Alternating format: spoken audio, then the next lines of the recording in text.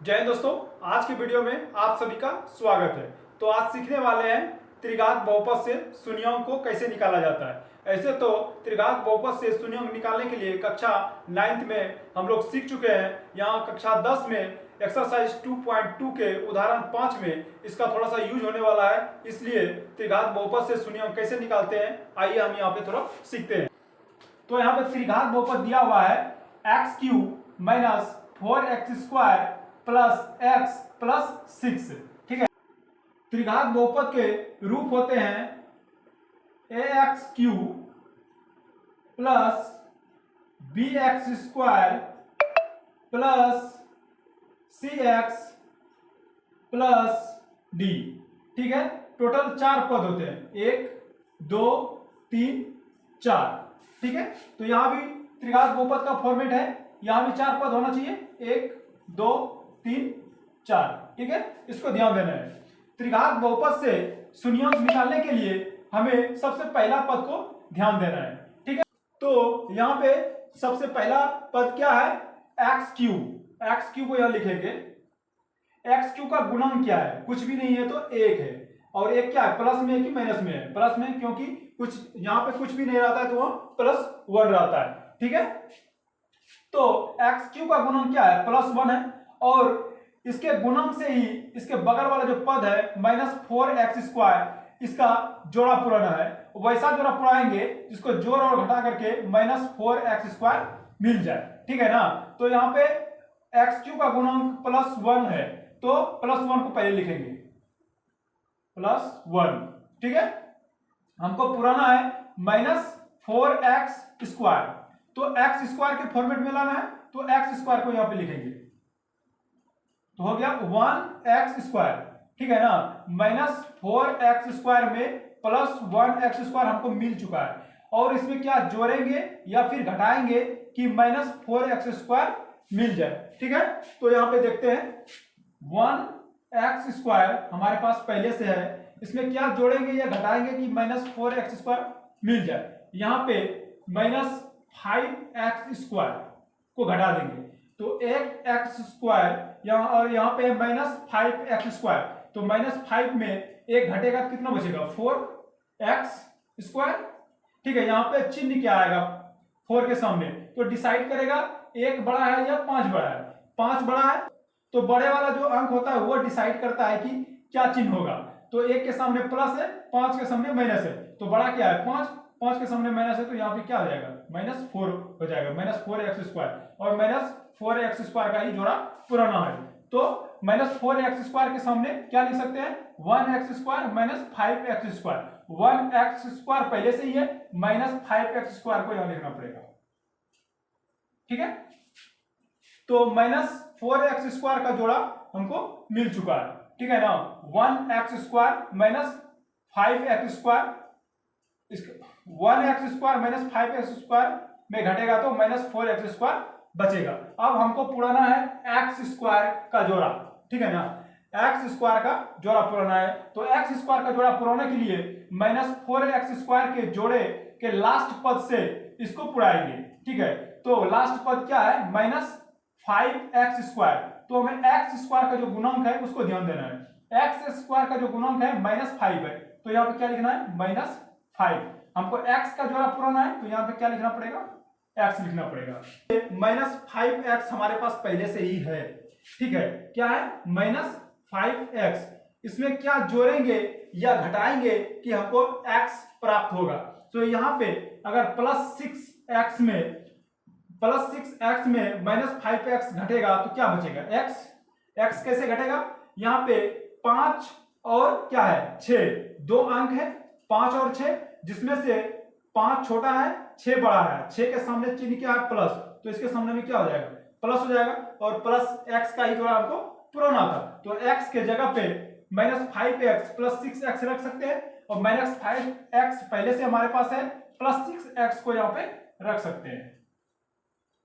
ठीक है, अब x का जोड़ा क्या हो गया, -5x + 6x, इनके जोड़े के लास्ट पद से जो x का गुणांक है वो क्या हो जाएगा, बाहर हो जाएगा। x का गुणन क्या है, प्लस सिक्स क्या हो गया, बाहर हो गया। और प्लस 6 को ही बाहर करना था, क्योंकि हम पहले से ही प्लस 6 है और प्लस 6 को ही बाहर करना था। इसको हल करने पर प्लस 6 क्या हो गया, बाहर हो गया। ये दोनों सेम सेम मिलना चाहिए, तो हम सही बना रहे हैं, ठीक है ना, इसको भी ध्यान देना है। तो यहाँ पे हमारा कितना पार्ट हो गया, टोटल 3 पार्ट हो गया, पहला, दूसरा और तीसरा, ठीक है ना। यहां से टोटल कितना पार्ट हो गया, 3 पार्ट हो गया। तो यहां से हम कॉमन लेंगे, ठीक है, 1x³ प्लस 1x², ठीक है। इन दोनों में से क्या कॉमन आएगा, मतलब दोनों में से क्या मिल रहा है, तो x² यहां भी है, x² यहां भी है, इन दोनों में से x² को कॉमन ले सकते हैं, ठीक है।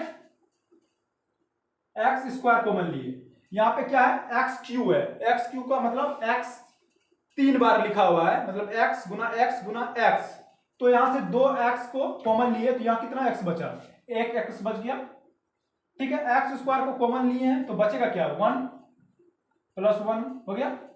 यहां पे है -5x² -5x, इन दोनों में से क्या मिल रहा है, इन दोनों में से -5x मिल रहा है, -5x यहां भी है, -5x यहां भी है, इन दोनों में से -5x को कॉमन कर लेंगे, ठीक है। -5x को कॉमन कर लिए तो बचा क्या, यहां 5x² है, 5x को कॉमन किए तो एक x यहां पे बचा है, यहां लिखेंगे x, ठीक है। 5x को कॉमन कर लिए तो बचा क्या, +1 क्यों, क्योंकि जब भी माइनस को कॉमन करते हैं उसके सामने वाला जो पद होता है उसका चिन्ह क्या होता है, हमेशा बदल जाता है, ठीक है, इसको ध्यान में रखना है। अब इन दोनों में से क्या मिल रहा है, 6 यहां भी है, 6 यहां भी है, दोनों से 6 कॉमन कर सकते हैं, +6, यहां से 6 कॉमन किया, क्या बचा x, प्लस 6 यहां से बाहर हो गया, क्या बचा 1, ठीक है।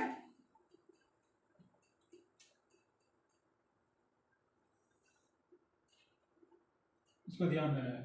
तो यहां देख रहे हैं 3 पार्ट है, 1 2 और 3, तो यहां से देख रहे हैं x+1 यहां भी है, x+1 यहां भी है, x+1 में तीनों पार्ट में x+1 है, तो x+1 को हम कॉमन कर लेंगे, x+1, तो बचेगा क्या, यहां पे x² बचेगा और क्या बचेगा, -5x और +6, ठीक है। इसका क्या निकालना है, शून्यांक, तो शून्यांक निकालने के लिए क्या करेंगे, बराबर में शून्य देंगे, तो क्या देंगे, बराबर में शून्य देंगे, ठीक है। तो इसको अलग अलग करेंगे, x+1 बराबर 0 और x² -5x + 6 बराबर 0, ठीक है। यहां पर क्या हो जाएगा, x बराबर +1 उधर जाएगा तो -1, और ये जो हमारा क्या हो गया, द्विघात समीकरण में चेंज हो गया, ठीक है ना। यहाँ पे x का मान क्या हो गया, -1, मतलब एक शून्यांक हमको ज्ञात हो गया। हमको त्रिघात बहुपद दिया हुआ है तो हमें कितना शून्यांक निकलना चाहिए, 3 शून्यांक निकलना चाहिए, तो 3 शून्यांक में हमें एक शून्यांक प्राप्त हो चुका है और 2 शून्यांक हमको निकालने के लिए बचा हुआ है। तो 2 शून्यांक कौन देगा, द्विघात समीकरण। पिछले प्रश्न में हमने देखा था कि द्विघात समीकरण से 2 शून्यांक निकलते हैं और किस तरह से उसको निकालते हैं वो भी हम जान चुके हैं। तो यहाँ पे हम द्विघात समीकरण से 2 शून्यांक को निकालेंगे, एक शून्यांक निकल चुका है, 2 शून्यांक और निकल जाएगा तो हमें 3 शून्यांक मिल जाएगा, ठीक है। तो यहाँ पे ध्यान देना, द्विघात समीकरण में क्या करते थे, x² का जो गुणांक होता था और अचर पद होता था उसको आपस में गुना करते थे। x² का गुणांक क्या है, 1 है, और अचर पद कितना है, 6 है, 1 गुने 6 कितना होता है, 6, ठीक है। वैसा संख्या लेना है जिसको कि गुना करके कितना पुर जाए, 6 पुर जाए, ठीक है। यहां पे x का गुणन क्या है, -5 है, वैसा संख्या का जोड़ा लेना है जिसको प्लस और माइनस, मतलब जोड़ और घटा के -5 ला सके। तो सबसे पहले हमें ऐसा संख्या का जोड़ा ढूंढना है जिससे कि हम गुना करके 6 ला सके, ठीक है। 6 लाएंगे तो उन्हीं संख्याओं को जोड़ घटा करके -5 हमारा आ जाएगा, तो उसको ध्यान देना है वो कौन कौन सा है। तो ऐसा संख्या जिसको गुना करने पर 6 आए वो कौन कौन सा संख्या है, तो सबसे पहले 1 है और क्या है 6, 1 और 6 को गुना करेंगे तो क्या आ जाएगा, 6 हो जाएगा। और कोई संख्या है क्या, हाँ 2 गुने 3 कितना होता है 6, तो दो ऐसा संख्या का जोड़ा है जिसको गुणा करने पर 6 आएगा। इन्हीं दो जोड़े में से जोड़ और घटा करके -5 भी लाना है। कौन सा सूट करेगा उसको देखते हैं। ठीक है, 1 गुना 6 तो हो गया। हमको इन दोनों में से जोड़ और घटा करके -5 भी पुराना है। ठीक है, 6 में 1 घटेगा तो कितना बचेगा? 5। 6 में 1 घटेगा तो 5 बचेगा। यहाँ -5 पुराना है तो नहीं बच रहा है। -1 में अगर 6 घटाते हैं तो क्या बचता है? -1 में 6 घटाएंगे तो -5 उड़ जाएगा, लेकिन -1 गुना 6 क्या हो जाएगा? -6 हो जाएगा। लेकिन हमको 6 पुराना है तो ये काम नहीं कर रहा है। ठीक है, दूसरा देखते हैं। 3 दूनी 6, तो 6 तो पुर गया। जोड़ और घटा करके हमको -5 पुराना है, तो यहाँ पे -2 और -3। ठीक है, इन दोनों को अगर हम आपस में गुना करते हैं तो कितना पुरता है? +6। माइनस क्या होता है? प्लस। 3 दूनी 6, 6 तो पुर गया। यहाँ पे -2 को जोड़ते हैं -3 के साथ तो क्या होता है? -2 प्लस माइनस क्या होता है? -3 बराबर माइनस प्लस माइनस क्या होता है? माइनस, तो सही है। माइनस क्या होता है? प्लस। 3 और 2 क्या हो गया? 5। इसके आगे कौन सा चिन्ह होगा वो डिसाइड करेगा इन दोनों में से कौन सा अंक बड़ा है। तो 2 और 3 में 3 बड़ा है। 3 के सामने क्या है? -1, तो -5। तो हमको ये पता चल गया -2 और -3 को गुना करने पर +6 आएगा, और -2 और -3 को जोड़ने पर -5 आएगा, और हमको यही लाना था। तो ये हमारा क्या कर रहा है? सूट कर रहा है। तो -5x के जगह पे -2x और -3x को रख सकते हैं। तो आइए यहां पे रखते हैं। x² -5x के जगह पे -2x और -3x रखेंगे। -2x -3x, 6 पहले से ही है, इक्वल टू 0। अभी यहां पे हमारा 2 पार्ट हो गया। इन 2 पार्ट में से क्या कॉमन आ रहा है? इन 2 पार्ट में से क्या कॉमन आ रहा है उसको यहाँ पे लिखना है। यहाँ x² है, -2x है, तो x यहां भी है, x यहां भी है, तो यहां से x क्या कर लेंगे? कॉमन कर लेंगे।